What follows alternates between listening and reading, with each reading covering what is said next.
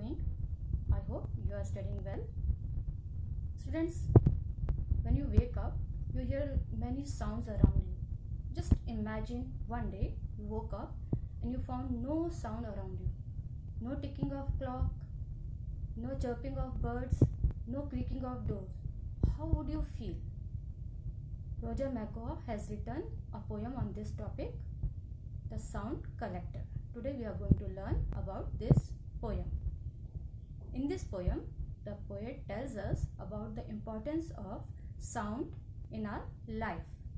Now I am going to recite the poem.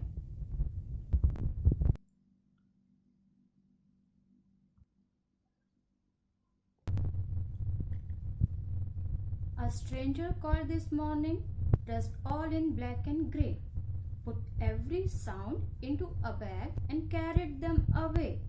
The whistling of the kettle, the turning of the lock, the purring of the kitten, the ticking of the clock, the popping of the toaster, the crunching of the flakes.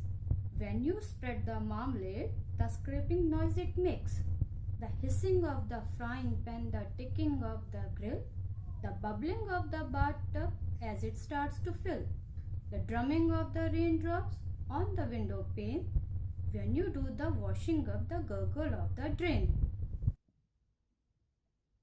the crying of the baby, the squeaking of the chair, the swishing of the curtain, the creaking of the stair.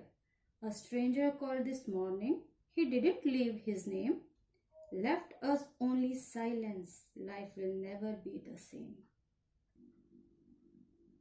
In the first stanza, the poet says that while you were sleeping, a stranger came and took away all the sounds which you hear in day-to-day life from morning to evening.